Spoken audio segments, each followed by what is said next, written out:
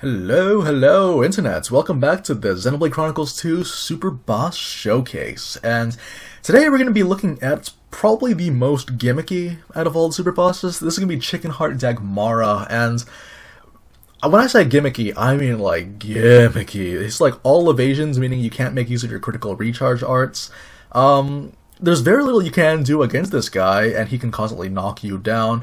Very annoying, not to mention that after a certain amount of time has passed, he will use a super move on you that will completely one-shot you. So, there aren't very many options that you can do, but thankfully, for every problem there is a solution. In this case, it takes on the form of Herald. Herald is not a random blade. You can acquire her very easily through the overworld, and she is going to be essential for using chain attacks to kill this boss. So the setup that we're going to be using with Heralds, as you know probably by now, is Affinity Max Attack, Critical Up, and Specials Level 1. Her Level 1 special, especially in the context of a chain attack, is immense. So definitely take as much advantage of that as you can.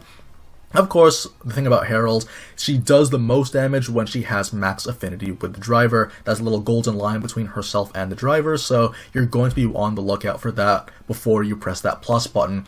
Otherwise though, on the driver himself, we're going to be using burst symbols and optical headbands. Not very much else can be said about this one, it's just pure damage at this point. As well, for this particular fight, we will be making use of the Omega Drive to build up party gauge as quickly as possible. However, we will not be using it on Dagmara, but on the enemies around him. So this is very useful that we got from the previous boss fight, and being the crit build, obviously it's pretty easy to see why we would want to have this right now. And for this particular fight, I will once again be assuming the role of the tank, mainly just because I'd like to be able to ensure that all the aggro is taken off of our win condition. That's Herald. So we're going to quickly actually change the party composition a little bit so that I'm leading. And we're going to go ahead and start building up our gauge.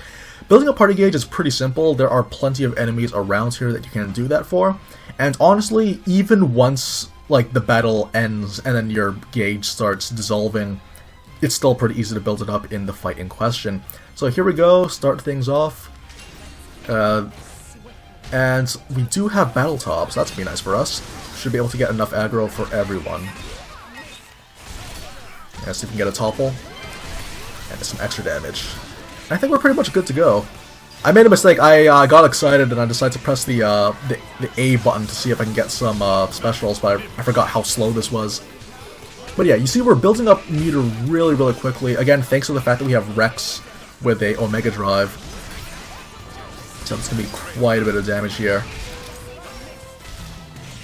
Okay, so again, the aggro's on me now. Thanks to Cassandra, again, passive ability to gain aggro for doing nothing is invaluable. And I owe a lot to it, to be honest. Okay, so we're at full gauge right now, so it's pretty much a done deal at this point. Actually, you guys probably remember this moment from my Cosmos video, where I literally just started a fight, waited for the golden line, and then pressed plus to win. So we're gonna do that with this as well. Exact same strategy. We're not even gonna go super in depth with those moves, because honestly, like, for anyone that's tried fighting against Dagmara without, you know, actually, without using this method, then I think by now you'd be, like, intimately familiar with what this guy's capable of. But again, we are playing as the tank, and I'm going to be spamming a lot of arts, just to make sure that we'll have enough time for that golden line. Once that golden line appears, he is as good as dead, especially with this setup. And again, we have those passive recharges, so let's see what we can do here. Come on, golden button, you can do it.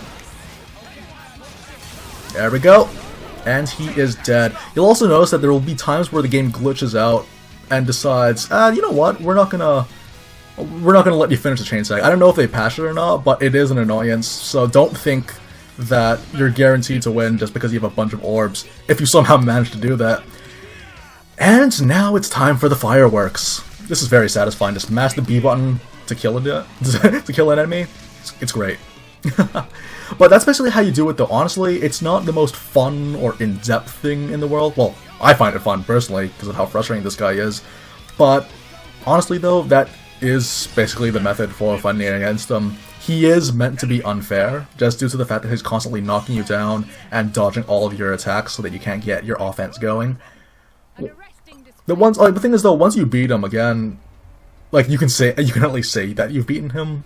And he does drop the fast blade switch aux cores, the level 5 variant, so it's really, really useful. Obviously, how much fun you'll have farming this guy is completely up to you if you really want to go for that, but it is something to consider, and it's what this video is for. So if you guys want to farm it, now you guys know what to do.